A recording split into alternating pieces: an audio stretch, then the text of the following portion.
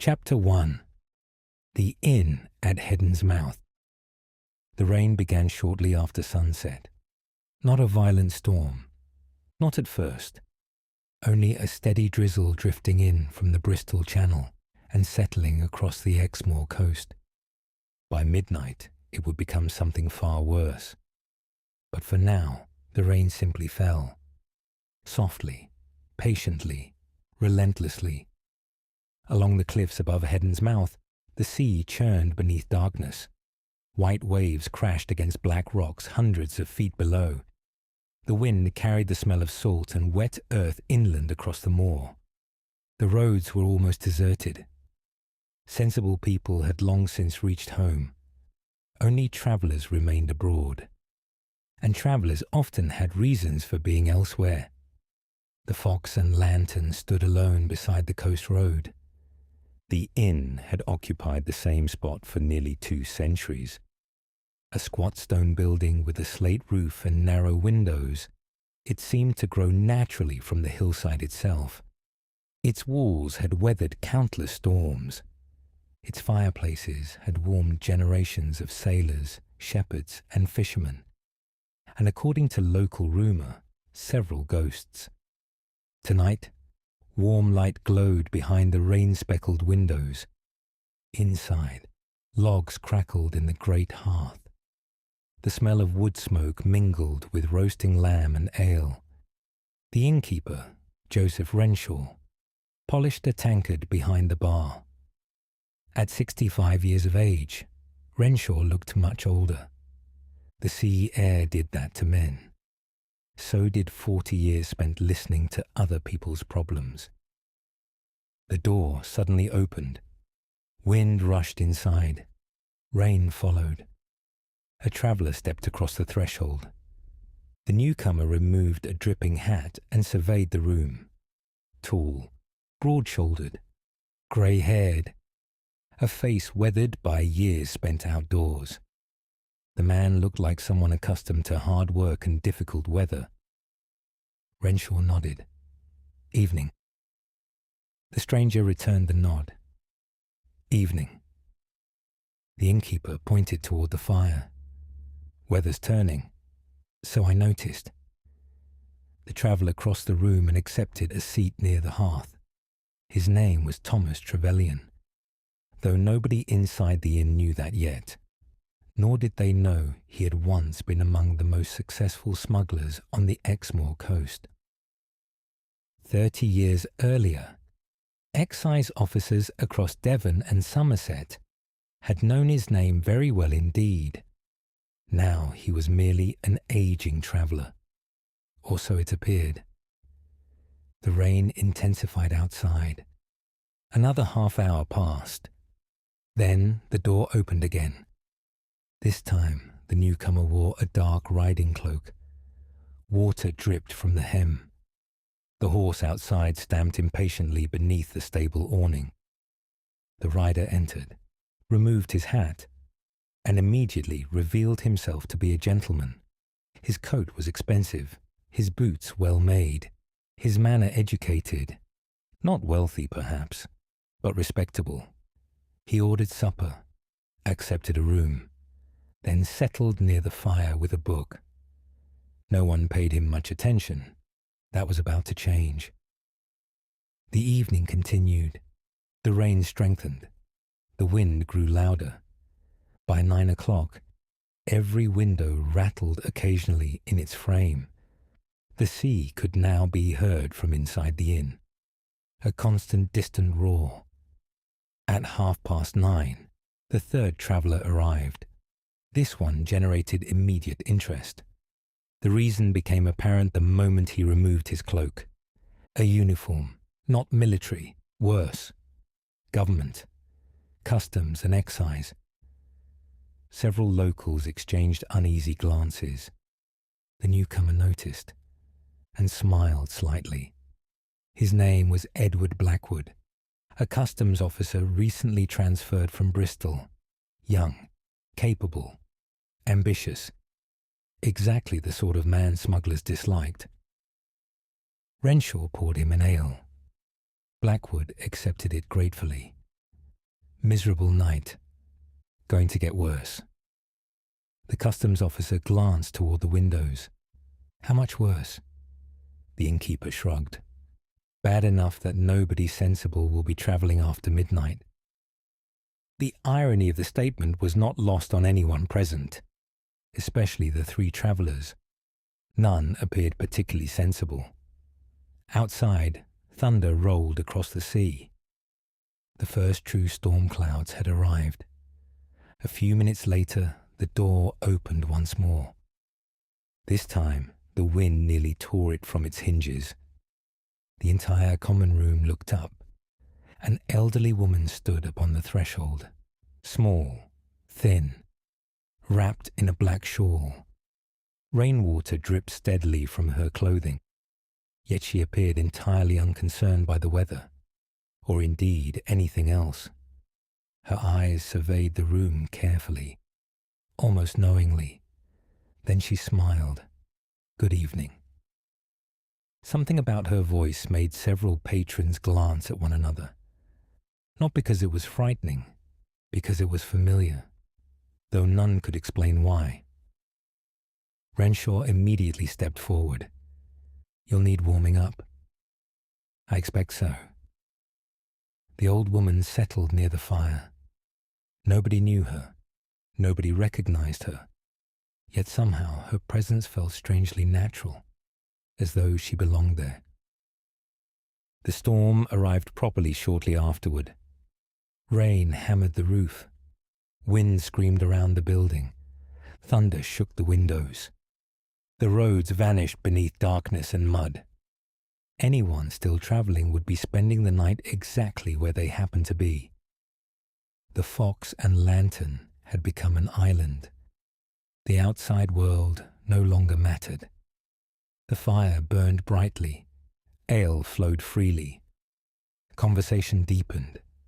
The sort of atmosphere old inns specialize in creating, safe, warm, sheltered, ancient. At some point during the evening, attention turned toward stories, as it often does when storms rage outside. A fisherman told a tale about a wreck near Combe Martin. A shepherd recounted seeing strange lights upon Exmoor.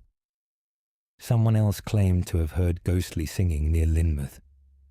The stories grew steadily more unbelievable, which improved them considerably. Eventually, the elderly woman spoke. Do any of you know the story of the gold of Heddon's mouth? Silence followed. Even the locals appeared uncertain. Renshaw frowned. I've heard the name. The woman nodded. I thought you might. The wind howled outside. A log shifted in the fireplace. Sparks rose briefly up the chimney. The old woman folded her hands, then looked around the room, at the customs officer, at the gentleman, at Thomas Trevelyan, at the others, one by one, as though examining them, studying them, remembering them. The story begins, she said softly, on a night very much like this one. Something changed in the room. Not fear, not yet, but attention, the sort of silence that only appears when people realize they are about to hear a very good story.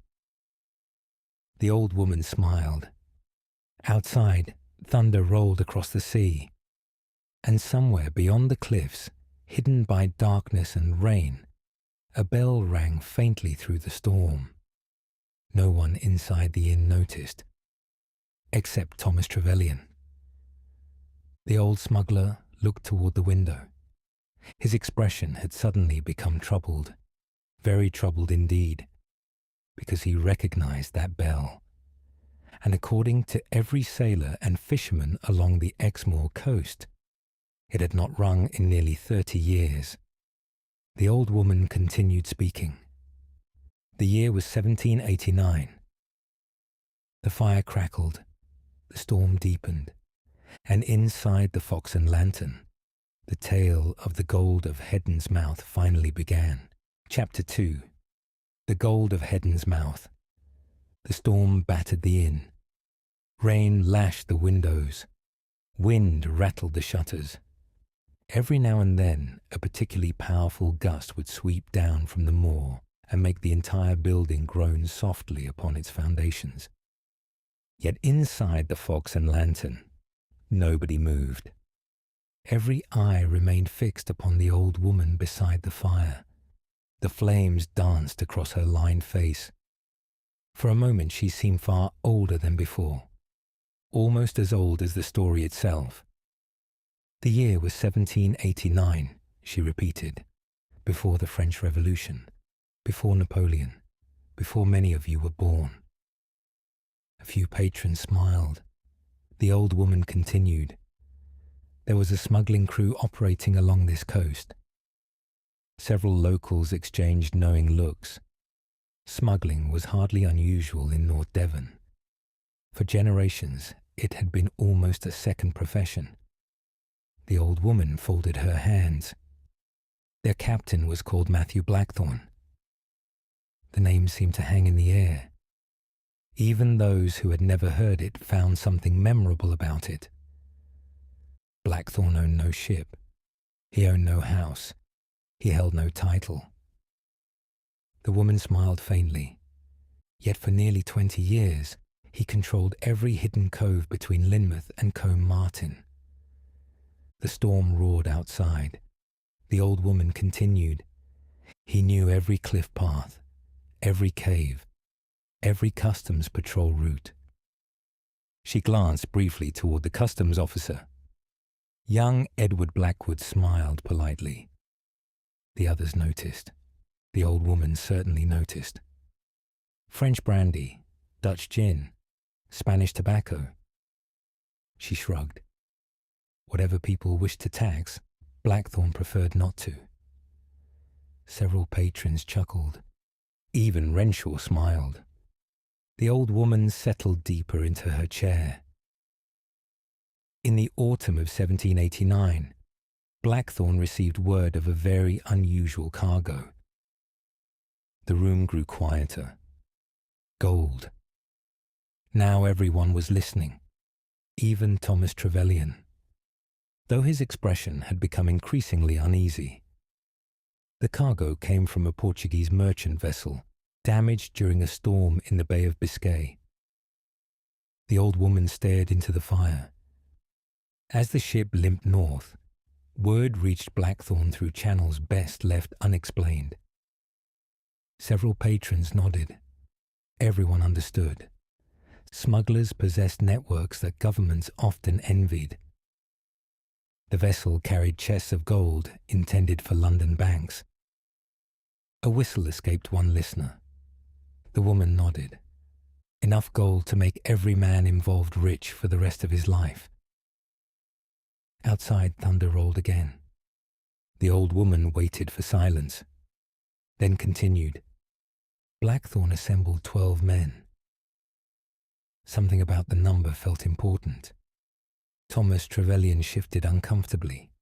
No one noticed, except perhaps the old woman. They arranged a meeting beneath the cliffs at Heddon's mouth. The fire crackled. The weather was dreadful. Another smile. A great deal like tonight. The common room remained silent. Even the ale drinkers had stopped drinking.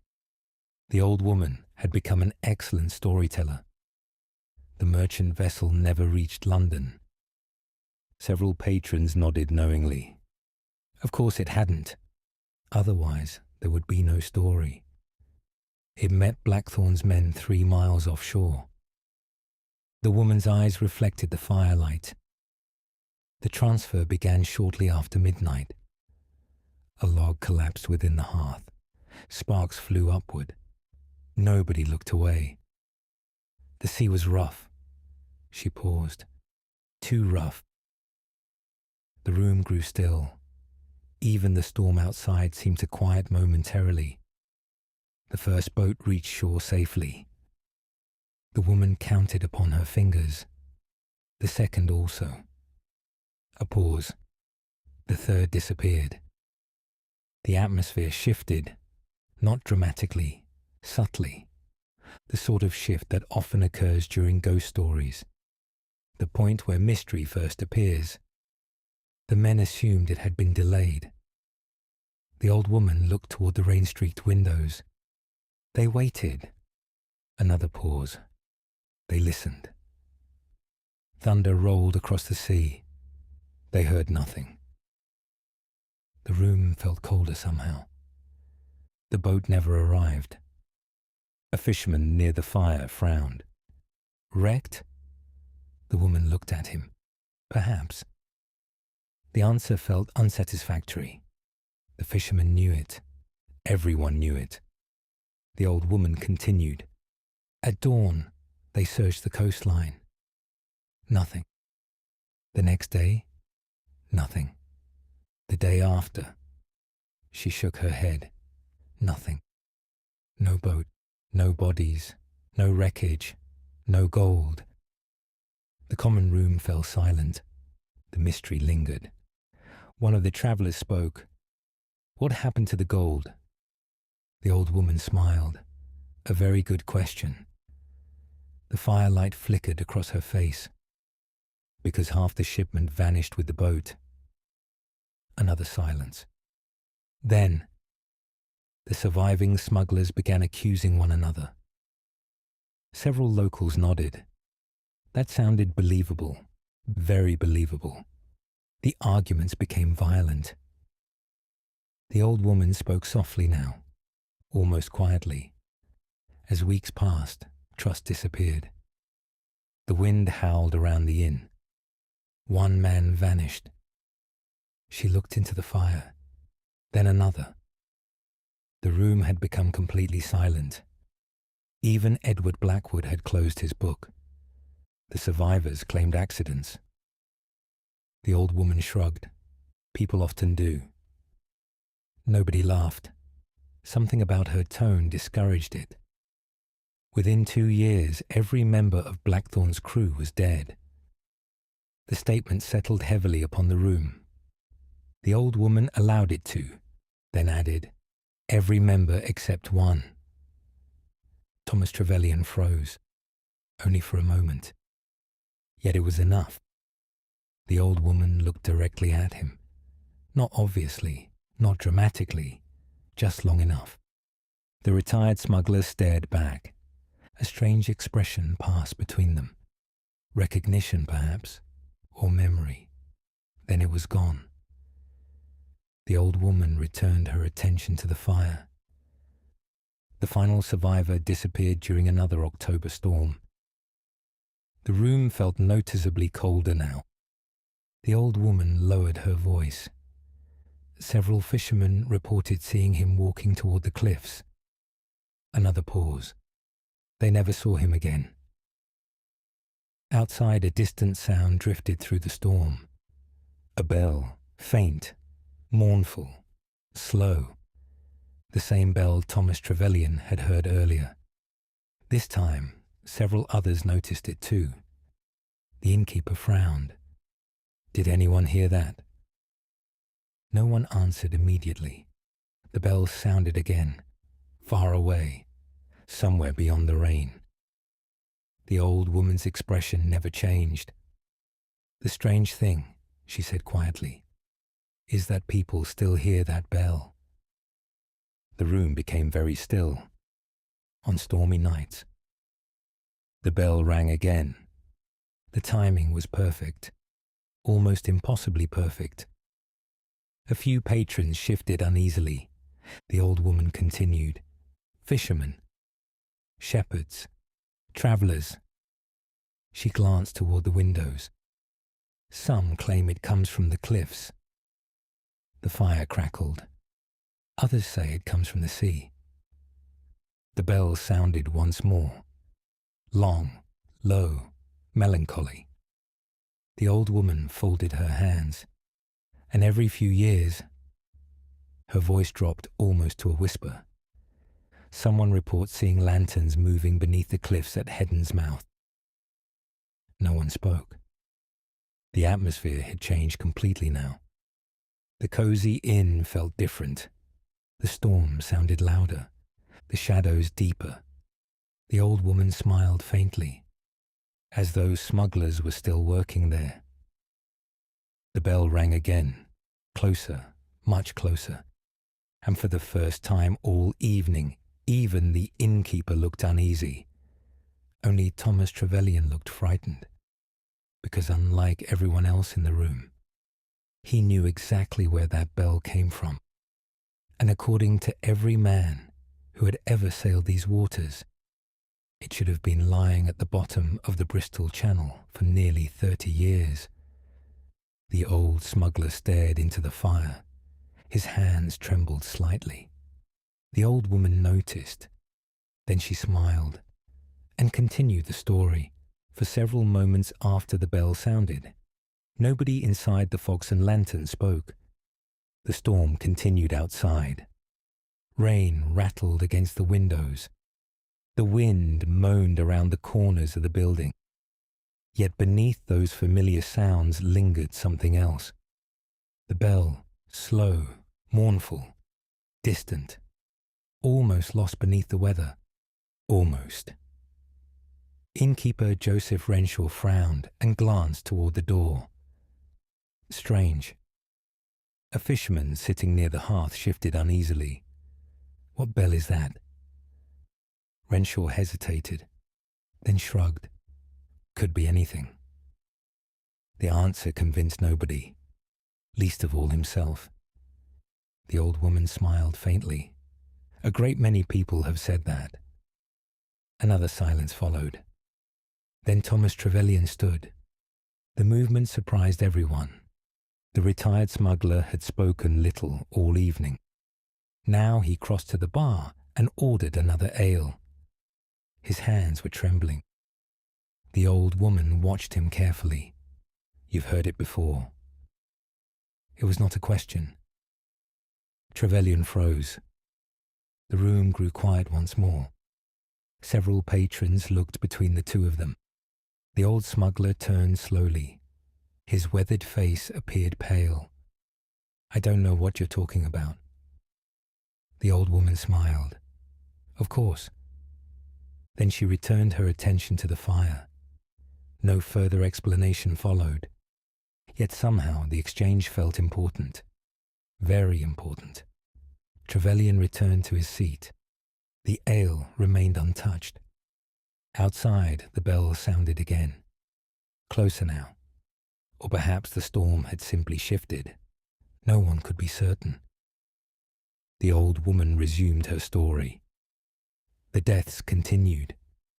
The room settled immediately.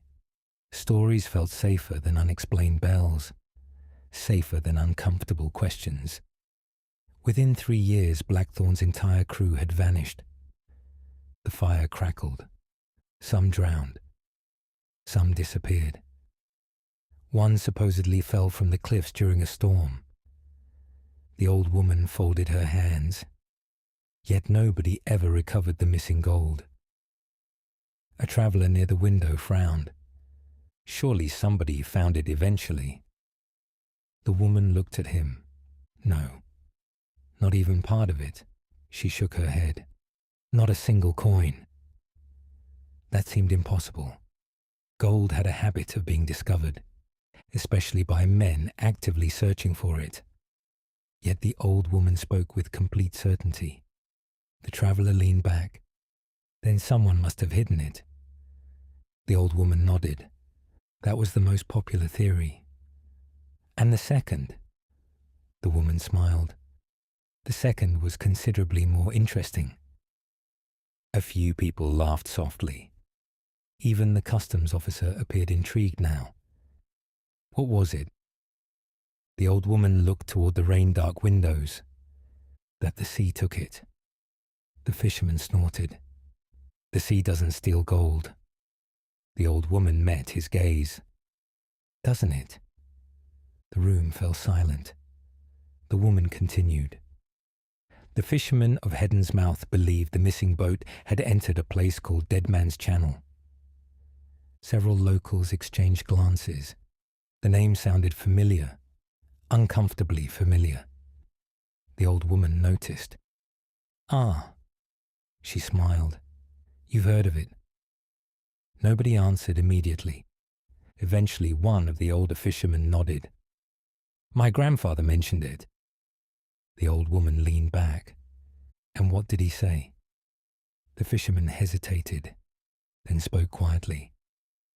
"That some places at sea don't belong to the living." The wind howled outside.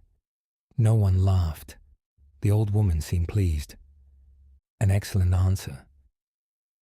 The fisherman looked increasingly uncomfortable. The woman continued. "According to local folklore, Dead Man's Channel appears only during certain storms." The firelight danced across her face. "It isn't marked on charts. It isn't visible by day. It isn't visible during calm weather." A pause. "But when the conditions are right..." Another roll of thunder. "Sailors sometimes find themselves sailing into it." The common room had become completely absorbed. Even the storm seemed secondary now. The old woman spoke softly, almost hypnotically. "They report strange fog, strange currents, lanterns where no ship should be." Her eyes reflected the fire, and bells. The word lingered. Everyone heard the connection immediately. Outside, the bell rang once more. Slow, lonely, ancient. The timing sent a visible shiver through several listeners. The old woman smiled slightly. "The men of Heddon's Mouth claimed Blackthorn's missing boat entered Dead Man's Channel." The fisherman frowned. "And then?" The woman looked into the flames and never returned. A log shifted. Sparks rose briefly, then faded. Silence settled once again. The old woman allowed it. Good storytellers understand the value of silence. Eventually, the customs officer spoke. Edward Blackwood had remained quiet most of the evening. Now he closed his book, with respect. Several heads turned. The young officer smiled politely. "That sounds like superstition." The old woman nodded. "It does. Because it is." A few people relaxed. The customs officer continued. "Missing gold, missing smugglers, ghostly channels." He shrugged. "The more likely explanation is murder." The room considered this. The argument possessed merit. The old woman seemed entirely unoffended. In fact, she smiled. That was the official conclusion. Blackwood nodded. "I imagine so." The authorities believed one of the smugglers stole the gold. The officer looked satisfied. "There we are then." The old woman tilted her head slightly. "Perhaps." Something about her tone caused Blackwood to frown. The woman continued. "The difficulty is that every suspect eventually died." Another pause. "Before spending a single coin." The customs officer said nothing. The old woman leaned forward slightly. "And no one ever became mysteriously wealthy." That was true. Several locals knew the story, or parts of it. No hidden fortune had ever surfaced. No lavish manor had appeared. No retired smuggler had purchased an estate. The gold had simply vanished. The mystery remained. Outside, the storm intensified once more. The windows rattled violently. Somewhere a shutter slammed. The bell rang again, much louder this time. Several patrons visibly jumped. The sound seemed to come directly from the cliffs, perhaps even from the sea below. Renshaw stood. "I don't like that." Nobody disagreed. The innkeeper crossed toward the window, peered through the rain, then froze. The old woman watched him carefully. "What is it?" Renshaw swallowed. For several seconds he said nothing. Then, "There are lights." The room stirred immediately. What sort of lights? The innkeeper continued staring outside.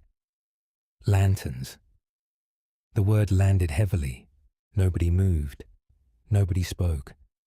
The old woman smiled faintly, as though she had been expecting this. Renshaw turned. His face had become noticeably pale. They're moving. The fisherman stood, then another. Soon half the room had crossed toward the windows. Rain distorted everything beyond the glass. The cliffs appeared only as dark shapes. The sea was invisible. Yet there, far below, moving slowly through the storm. Small lights flickered. 1, then 2, then 3. Lanterns, exactly where the old woman had said they would be, along the path leading toward Heddon's mouth. The room fell silent. A different silence now, not the silence of a story, the silence of something becoming real. The old woman remained seated by the fire, completely calm. Thomas Trevelyan stared through the glass. His face had gone white, because unlike everyone else present, he recognized those lanterns, and after 30 years of trying to forget, he suddenly knew exactly who was carrying them. The bell sounded again, and somewhere beneath the cliffs, hidden by rain and darkness, figures were climbing toward the inn. The gold of Heddon's mouth had come looking for someone, and before the night was over, everyone in the Fox and Lantern would discover why. Chapter 4. The Men in the Rain. For several seconds, nobody moved. The lanterns continued climbing the cliff path. Slowly, steadily. 3 lights, no more, no less. They swayed gently in the wind and rain, appearing and disappearing behind rocks and folds in the hillside. The sight was strangely unsettling, not because lanterns themselves were unusual, but because no sane person should have been on the cliffs tonight, not in weather like this, not after midnight, not during a storm capable of tearing fishing boats from their moorings. Yet the lights continued upward, drawing closer. The bell rang again. The sound rolled across the darkness like a funeral toll. Thomas Trevelyan closed his eyes. The noise dragged him backward through time. 30 years, 30 long years, back to another October night, another storm, another journey beneath those same cliffs. The old smuggler gripped the edge of the table. His knuckles turned white. The elderly woman watched him carefully. "You know them?" Again, it was not a question. Trevelyan opened his eyes. For a moment he considered denying it. Then he saw the expression on her face. There was no point. Not anymore. No. The answer came quietly, almost defeated. "I know who they were." The room became silent. Even the storm seemed distant now. The old woman nodded. "I thought you might." Another bell sounded, closer than before. The lanterns had reached the lower section of the path. The figures carrying them remained hidden by darkness. Only the lights were visible.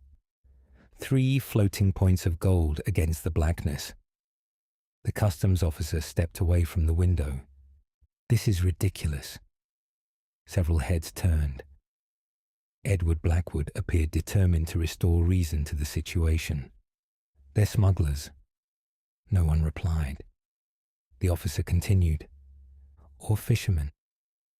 The old woman smiled. "At midnight?" Blackwood hesitated. "Possibly. During a storm." The young officer frowned. The argument sounded weaker every time he repeated it. The old woman leaned back in her chair. "What if they're neither?" No one answered. Outside, thunder rolled across the sea. The inn creaked softly. And still the lanterns climbed. The old smuggler stared into the fire. At last he spoke. I knew Matthew Blackthorne. Every eye turned toward him. The room seemed to shrink. The old woman remained silent, allowing him to continue. Trevelyan swallowed. I sailed with him. Nobody interrupted. The rain hammered the windows. The old man stared into the flames. I was 17. His voice sounded distant, as though he were speaking from another lifetime. Blackthorne was already a legend. A faint smile appeared. He could land a boat on a moonless night without a lantern. Several locals nodded. The stories said much the same. He knew every cove, every path, every customs patrol. Trevelyan paused. Then the smile faded. That gold shipment was real. The room grew still. Every word of it. The old woman nodded slightly. I know. Trevelyan looked at her. Something strange passed across his face, a mixture of curiosity and unease. The old woman seemed to know far too much, yet somehow he felt compelled to continue. The ship arrived. He stared into the fire. The gold arrived. The bell sounded again. The old man flinched. The first 2 boats made shore. Another pause. The third didn't. A fisherman leaned forward. What happened? Trevelyan looked toward the window, toward the darkness, toward the climbing lanterns. They never found out. The old man shook his head. We searched for days. His voice dropped. We searched for weeks. Nothing. No wreckage, no bodies, no gold, only questions. The room listened in silence. Then people started accusing one another. Trevelyan's expression darkened. Greed does that. Nobody argued. Men who'd trusted each other for years suddenly became suspicious. The fire crackled. The crew split into factions. The old smuggler lowered his gaze. Friends became enemies. Outside, another gust of wind slammed against the inn. The lanterns appeared briefly through the rain. Closer still. Almost halfway up the path now. The old woman watched them calmly, as though expecting their arrival. Trevelyan continued. Then Matthew Blackthorne disappeared. A murmur spread through the room. The old woman remained silent. The old smuggler looked tired suddenly. Very tired.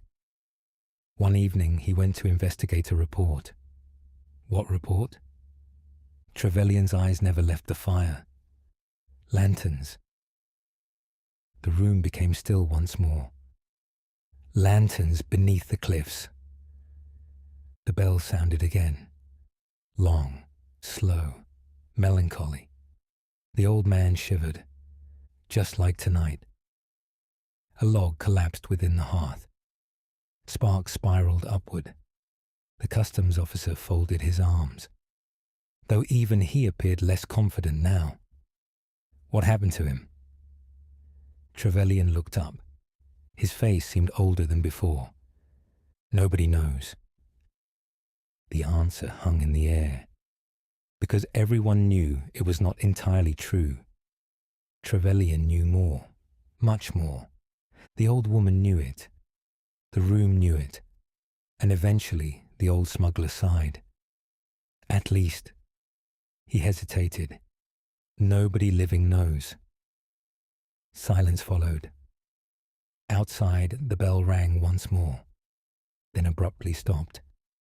The change felt almost shocking. After hours of distant tolling, the sudden silence seemed unnatural. The room noticed immediately. Everyone turned toward the windows. The lanterns had vanished, gone. The cliff path lay empty. Only rain remained. The wind continued. The sea continued. But the lights had disappeared. The old woman slowly stood, for the first time all evening. The movement felt significant. The room watched. She crossed toward the window, looked out into the darkness, then smiled. They've arrived. No one understood, not immediately. Then came the knock. 3 slow knocks from the front door. The entire inn froze. Nobody had heard footsteps. Nobody had seen anyone approach. Yet there it was. Another 3 knocks, slow, patient, deliberate. The old woman turned toward Thomas Trevelyan. Her eyes seemed strangely bright in the firelight. 30 years is a long time to carry guilt. The old smuggler stared at her. Every trace of colour had vanished from his face. Outside, the knocking came again. 3 times, exactly the same. The old woman smiled sadly. I think they've finally come to hear your side of the story. And somewhere beyond the door, waiting in the storm, stood visitors who should have been dead for 30 years. Chapter 5. The Reckoning at Heddon's Mouth. Nobody moved. The knocking came again. 3 slow strikes upon the oak door. Not loud, not urgent, yet somehow more unsettling than any thunderclap. The entire inn seemed to be listening. Rain rattled against the windows. The fire crackled softly. Beyond that, nothing. The old woman stood beside the hearth. Thomas Trevelyan remained frozen in his chair. The years seemed to have fallen away from him entirely. He no longer looked like an elderly traveller. He looked like a frightened young man. A man haunted by something he had spent 3 decades trying to forget. Innkeeper Joseph Renshaw swallowed. Who is it? No answer came. Only the wind and the storm. Then once more. Knock, knock, knock. Exactly the same. The old woman nodded sadly. They're patient. The customs officer had finally reached the limit of his tolerance. Edward Blackwood stood abruptly. Enough. Several people looked relieved. At last, someone intended to do something. The young officer crossed the room. His boots echoed against the floorboards. The door stood before him. Rainwater dripped beneath the threshold. Blackwood reached for the latch. Several voices immediately protested. Wait. Perhaps not. Leave it. The officer ignored them. With one swift movement, he pulled the door open. Wind exploded into the room. Rain followed. The storm howled beyond the threshold. Yet nobody stood outside. No travellers, no fishermen, no smugglers, nothing. The road was empty. The yard was empty. The night belonged only to rain and darkness. Blackwood stepped onto the porch, looked left, looked right. Nothing. He returned moments later. There. His expression suggested satisfaction. No ghosts. No one laughed. The old woman merely smiled. Look again. The customs officer frowned, then followed her gaze. Not toward the road, toward the cliffs. Everyone crowded toward the windows. The storm had shifted. Visibility improved briefly, and there, far below, along the path leading from Heddon's Mouth, 3 lanterns burned, motionless, waiting. The figures carrying them were finally visible. 3 men, standing side by side, watching the inn. Even from this distance, something felt wrong, very wrong. Their clothing appeared ancient, their posture unnatural, and despite the storm, their lantern flames did not move. Nobody spoke. The old woman looked toward Trevelyan. It's time. The old smuggler closed his eyes. His shoulders sagged. The fight seemed to leave him completely. When he spoke again, his voice sounded tired, very tired. Matthew Blackthorne wasn't murdered. Silence followed. The old woman nodded. I know. The room listened. The storm listened. The old smuggler stared into the fire. We found the gold. Every person present leaned forward, even Blackwood, especially Blackwood. Trevelyan continued. It wasn't lost. The words came slowly now, as though every sentence weighed heavily. We found the third boat. Another pause. We found the gold. The old woman said nothing. Neither did anyone else. The old man swallowed. There was enough for all of us. His hands trembled. Enough to change our lives forever. The fire crackled softly. Then greed took over. The words barely rose above a whisper. Several people exchanged glances. The old smuggler looked broken now, like a man finally carrying a burden too heavy to continue bearing.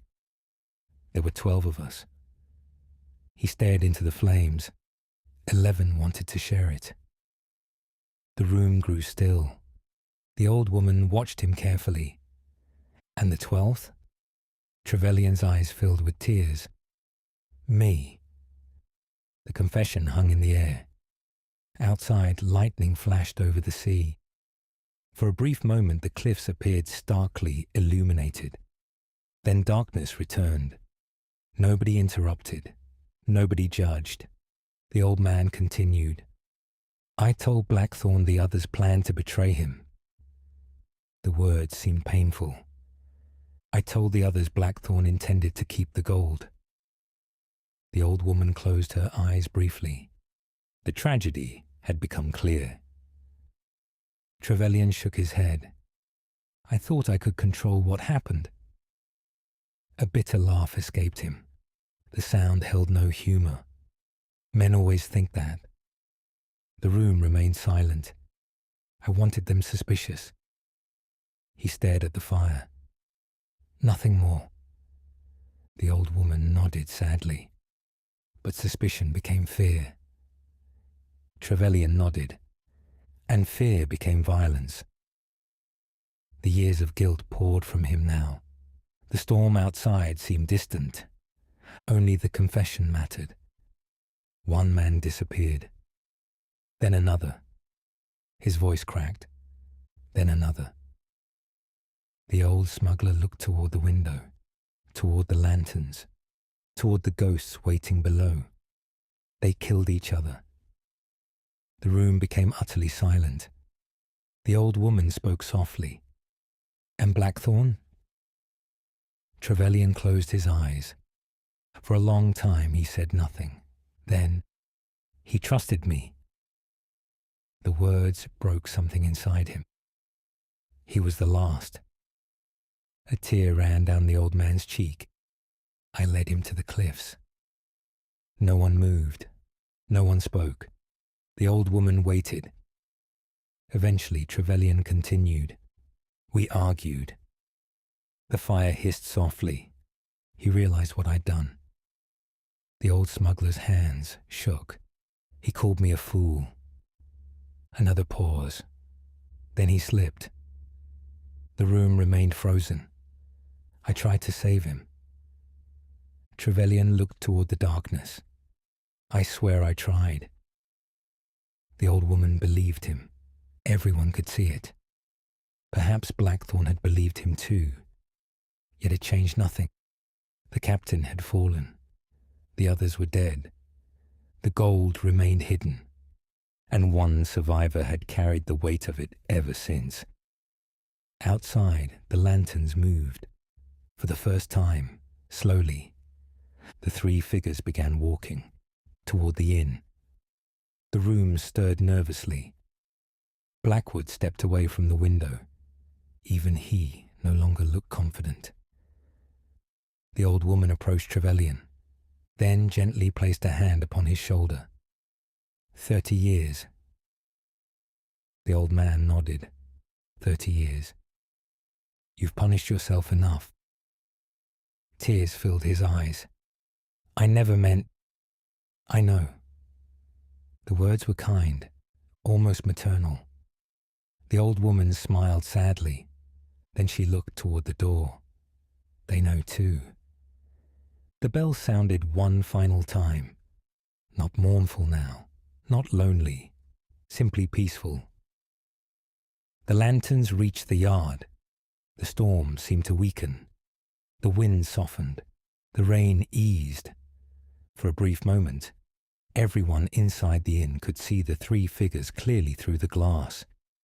Smugglers, weather-beaten, ancient, their faces illuminated by lantern light. One stood slightly ahead of the others, tall, broad-shouldered, commanding. Matthew Blackthorne. The old smuggler captain raised one hand. Not in accusation, not in anger, in farewell. Then the lanterns vanished, just like that. Gone. The yard stood empty once more. The storm faded rapidly thereafter. Clouds broke apart. Moonlight appeared. The sea grew calmer. The bell never sounded again. For several minutes, nobody spoke. Then they realized something else. The old woman had vanished too. Her chair sat empty beside the fire. No one had seen her leave. No one had seen her move. She was simply gone. Only a single object remained upon the hearthstone. A tarnished silver coin, Portuguese, nearly 50 years old. The sort of coin that might once have formed part of a lost shipment of gold. Renshaw picked it up carefully. Nobody said a word. Thomas Trevelyan stared at the coin for a very long time, then finally smiled. A small smile, a peaceful smile. The first truly peaceful expression anyone had seen on his face all evening. Outside, dawn began to lighten the eastern horizon. The storm had passed. The ghosts had gone. And somewhere beyond the cliffs of Heddon's mouth, the sea rolled endlessly onward, keeping its secrets as it always had. Some stories end with treasure. Some end with justice. This one ended with forgiveness. And on the wild Exmoor coast, that proved far more valuable than gold. The end.